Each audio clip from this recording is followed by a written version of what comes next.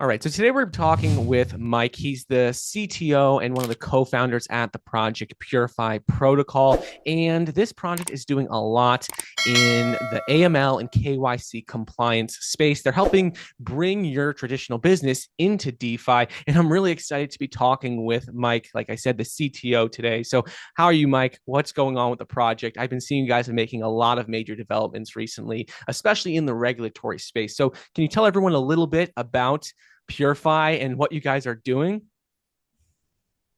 Yeah, hi Michael. Nice to meet Hey, you here.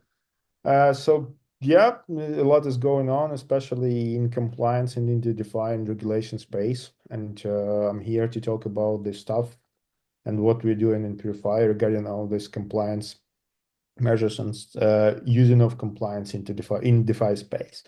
So probably it will be useful if I start from definition as a technical person. I always try to start from definitions. The compliance is a set of measures designed to prevent bad actors from exploiting financial infrastructure for illicit purposes.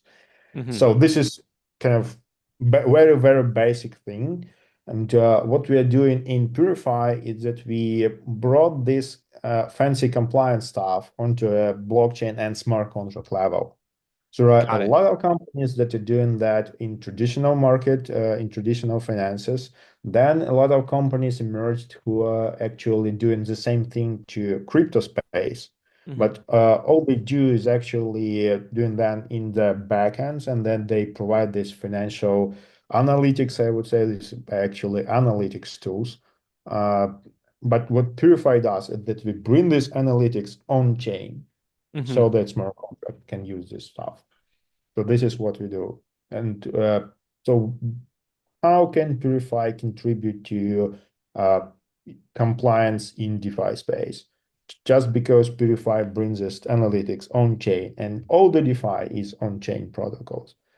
Right. Uh, this is kind of a perfect match, and the PureFi is a product that was specifically dedicated to be used in on-chain tools like DeFi. Uh, Interesting. Interesting. And yeah, like PureFi protocol has been around for quite a while. Like when did it first launch? It launched or a few years ago, right? right. I think it was, I remember it was 2021, Got I it. would say.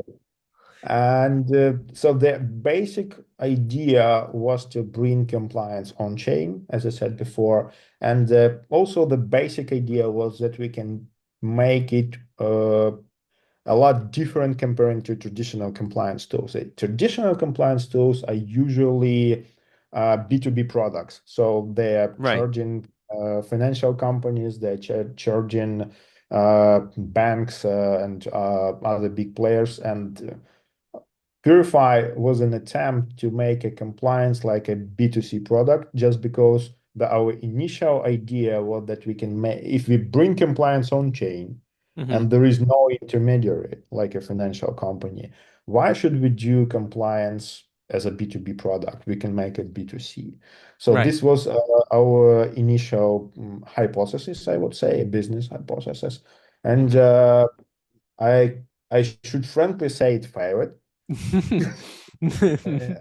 on the market because even though that DeFi is P2P financial protocol with no intermediary well, for people swapping back and forth, it doesn't mean that people are really would like to pay for the to be compliant. They would rather not pay to be compliant. And it seems that we try to sell product to an audience that really don't want to buy it. So that's why Right. the original idea of Purify, the original hypothesis, I would say, business hypothesis failed, and we switch it to B2B model, like let's say every single compliance product does. And right now we are working with companies who actually either produce their own protocols, which Mm-hmm. are on-chain protocols, but they understand that compliance is important and they somehow integrate Purify and are actually intermediaries for us in terms of paying for compliance. So how they plan to charge their users, we don't care. frankly Hmm. speaking.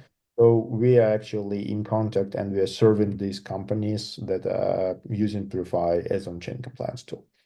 So this is how PureFi handles how PureFi works in terms of business. In terms of product itself, I would say it changed a lot. This year we released Solidity SDK version 5. Hmm. So it's 4 years to the market and fifth version of SDK delivered. So Hmm. it's a lot.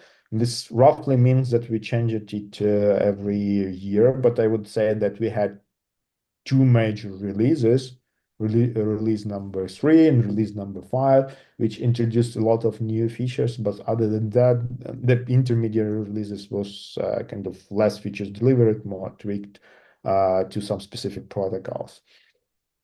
Hmm. Also, in terms of new products and approaches, we I also delivered. saw your new one, I think recently, just a few days ago, you guys released something called like a new analytical dashboard. Is that more of a consumer focused or a business focused? Because I've seen especially like a lot with the token, it's been responding well to like a lot of the developments lately. Like in the last 3 months, the price has done pretty well. I think it's up around like 30 to 40% just in terms of tokens, like the token. Obviously, that changes a lot, but you guys have been making big developments. Is that one of the bigger ones? Or I also saw the decks. Like you guys have been covering a lot. Like, are those some of the big developments you're talking about? I would say it's more consumer based, the Okay. dashboards that you're talking about. And the probably two major products that we delivered this year was Hmm. regulated DAX. And Got it. this is not a final product yet. It's not in, I would say, it's not in production because it's, regulated DAX is based on Uniswap version 4, which is not in Hmm. production yet. So we will Right. be waiting for Uniswap to release their smart contracts, and then we will publish regulated DAX in production. But this is really big release, and Solidity SDK version 5 was actually dedicated and let's say aligned with this release as well because it introduced many features that we are already using in that protocol. Hmm. And why this is important for token holders, I would say that Solidity version 5, SDK version 5 of PureFi introduced the new methods of paying for compliance because our customers, our beloved B2B customers, decided later on that they somehow has to pass these compliance charges onto their users, Right. not being an intermediary, but rather they would like to introduce a special fees inside their protocols that would be that would directly go into address of PureFi. Right. And that's why we had to handle this stuff and introduce this in this SDK version 5. So for both privacy preserving protocols and for Solidity SDK, we introduced this feature. It's not, I would say, nobody's using it in production. That's why it doesn't affect token price yet. Hmm. But later on, this will definitely directly affect token prices just because the fees that we will be collecting Hmm. will go into the pools. Got it. And So so I this, think with that like approach, I think that's why a lot of people have been talking about Purify because with the approach moving from the original hypothesis of B2C to B2B, it just makes sense. Because me personally, I wouldn't really want to pay as much for the compliance. I'd be like, oh, the companies want to be the ones to pay because it's important to the companies that they're compliant because then they could work, on different exchanges or they can be doing business in countries that maybe have a larger user base. So I could see how that makes sense a lot. So, what is one of the big things, though, that sets Purify apart from some of the competitors in the space? Like, because I know a lot of companies are working on compliance. So, what really sets it apart? yeah, so the main difference of PureFi compared to its competitors is that the PureFi brings compliance on chain. Got So it. I usually use the only one example that actually draw the whole picture. So if you put a compliance tool on the front end of Uniswap, for example. Right. And it doesn't mean that bad guys from North Korea cannot use Uniswap router directly. Right. So if you even if you are not compliant, you can open Etherscan and interface with Uniswap router directly. So imagine right now that Uniswap is using PureFi. Hmm. If Uniswap will be using PureFi, even though that you can interact with smart contract directly, you have no credentials provided by PureFi issuer in order Mm. to interact with the contract. And inability and you will have this credential only if you are compliant. So if Hmm. you are compliant, you will have these credentials. If you are not compliant, you will not have these credentials. Got This it. means protocols like Uniswap or any other financial products in DeFi are really much more, much better follow compliance procedures with PureFi rather than with its competitors. That makes sense. That makes sense. So, on top of just all of the compliance, because that's something that's one of the core aspects of PureFi, um, I've been seeing a lot of people talk about something called like zero knowledge proofs. It's been like a really strong narrative in the last few years, especially in crypto. It's been continuing to be really relevant. But what problem does PureFi solve with these zero knowledge proofs? And can you give us a little bit of background as to like what they are? Because I know not everyone really knows exactly, because that gets a little bit more technical. Yeah, yeah. So first of all, it's interesting in terms of we originally thought that PureFi can heavily rely on zero knowledge as a technology to bring Right. compliance most privacy preserving way. But eventually, during our work with regulators, and we understood that uh, we cannot make ZK KYC because it's not the way regulators want it to be. Even Mm-hmm. if we will, that doesn't work as expected by Mm-hmm. regulators. That's why actually we shifted our focus a little bit to traditional frameworks and we delivered the product that is just bringing analytics on chain the way it should. It's privacy preserving enough to deliver compliance on chain the way that nobody see the open data.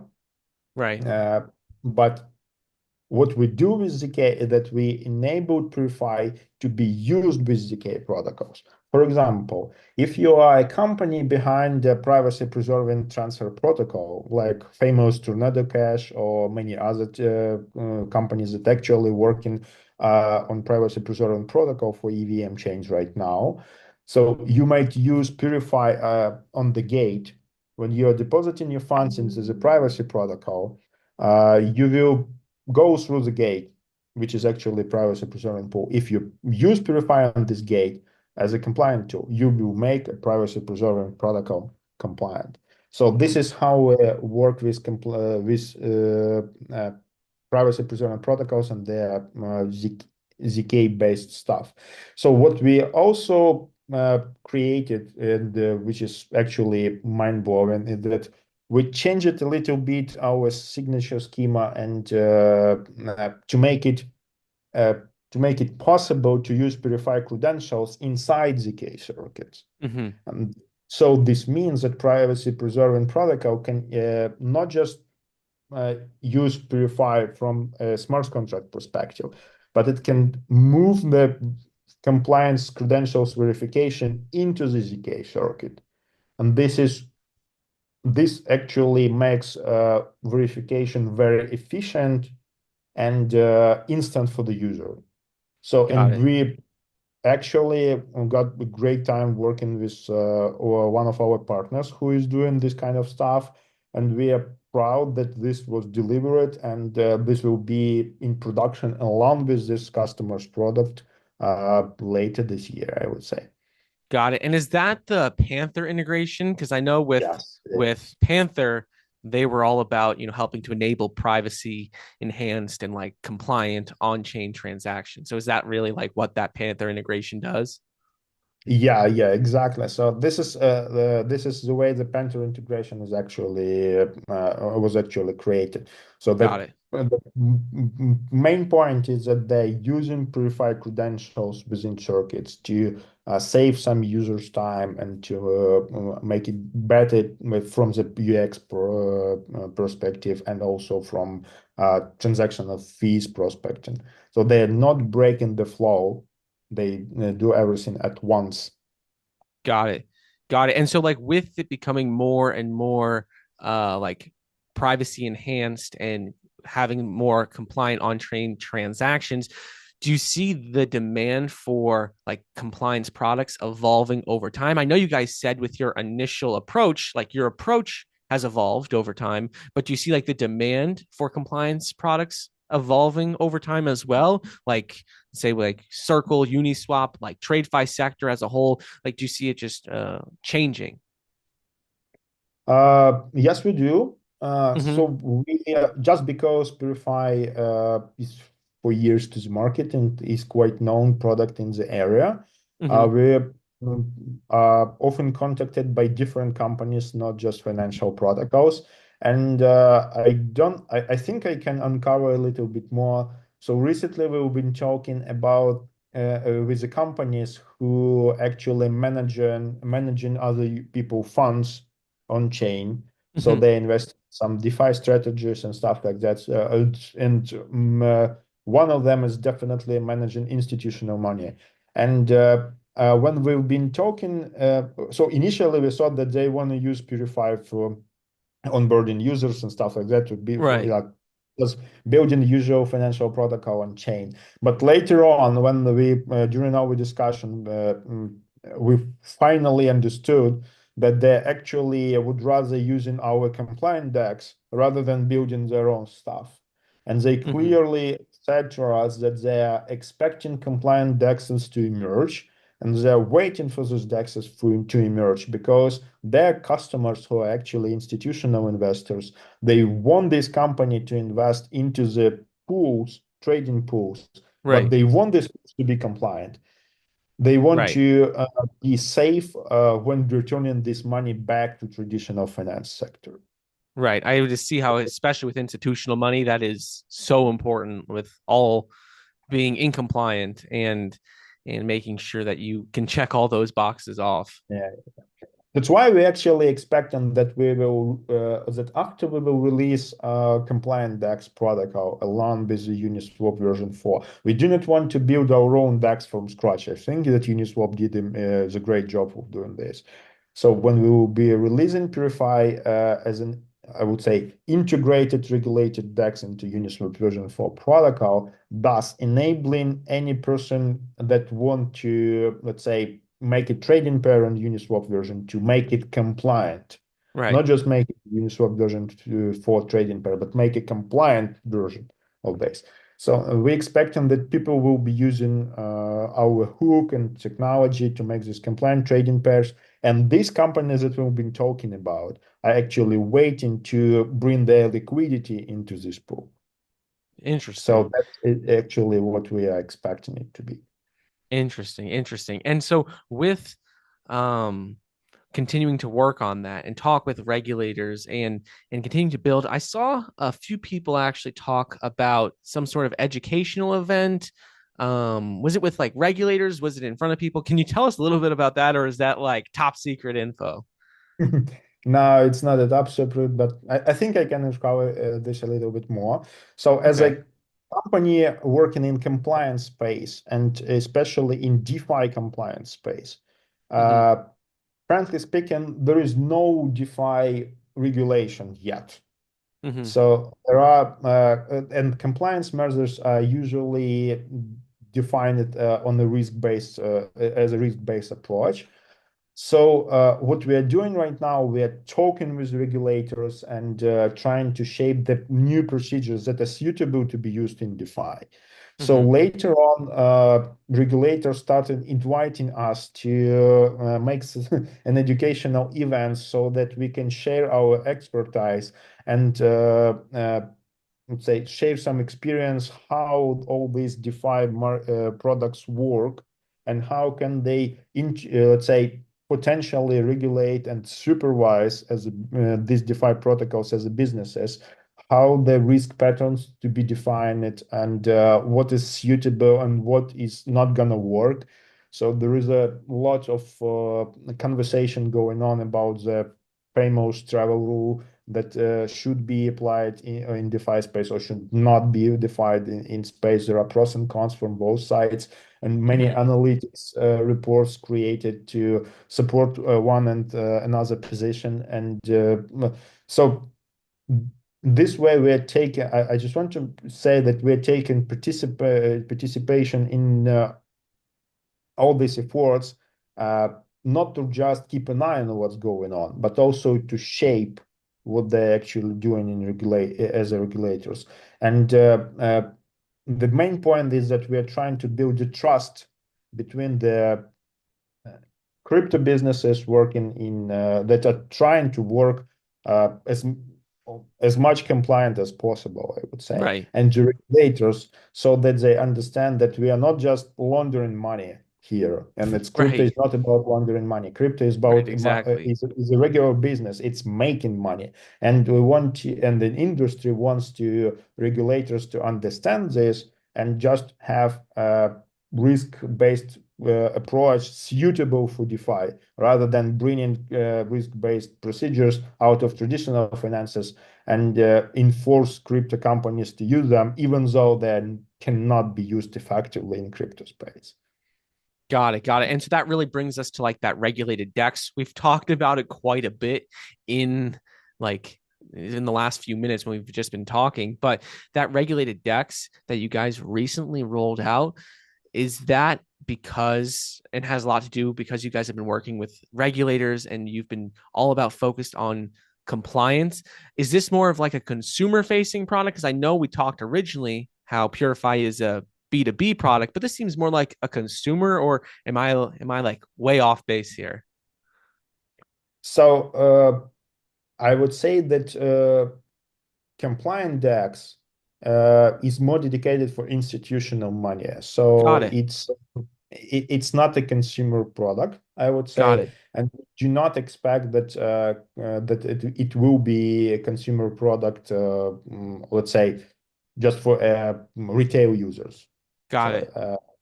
I expect that this will be more for institutional money in the nearest time. But I also expect that privacy protocols that we are working with will move to consumer and retail market faster. And for them, there is no another way to go, because if you are building privacy preserving protocol in Ethereum, you have to, let's say, give up with QAC, because you have to Mhm. do it.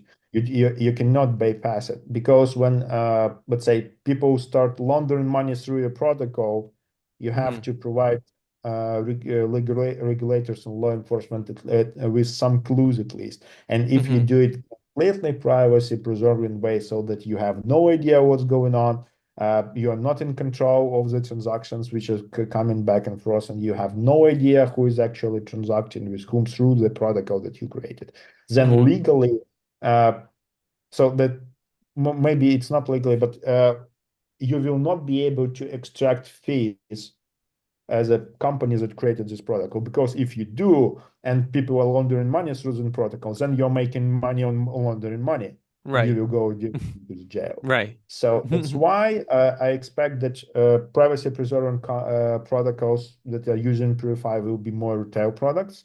And the Mhm. compliant tax, more expected to be more for institutional money or aggregated, or they will be, or this protocol will actually handle aggregated traffic from privacy preserving protocols. Got it. Got it. So that was like the biggest update I had seen recently, at least over on your X. But like I said, I've seen that you guys have had this first compliant DEX that you recently introduced. You had this new analytical dashboard. Are there any other major plans that you guys have for the upcoming year, or like anything big, at least that you could give us a little hint to? I know you've probably been working on a lot, but anything that we could hear about? Yeah, I think that the only thing that it missed from the roadmap that we have for the next year is actually an AML officer dashboard. So Got we it. appear as we shifted to B2B area, we appeared to in a space when we need to provide a company that we are serving a dashboard specifically for AML officer, so that he can review transactions that are going through the protocol and somehow decide on whether or not he wants to enable or disable some addresses based on his own logic, not our logic that we incorporated. That's why we Mhm. will be creating this dashboard for AML officer, and we will release it next year for sure, because this is something that our current customers are actually demanding. Perfect. So Perfect. Yeah. I mean, that makes sense that when your customers are wanting that product, that's going to be the first thing you guys are trying to push out there to really, increase your business and help to accommodate the yeah, people who are this will already just using the make our platform. life, yeah, this will just make our life easier, because right now, so that we don't have this dashboard right now. This gives some time for them to give us a call or send us a ticket into support group, so that we can let's say enable or disable some specific addresses because they think they should be enabled or disabled. So this is something that we have definitely moved into this board and let them do that on their own. So this is not something that our support team has to handle.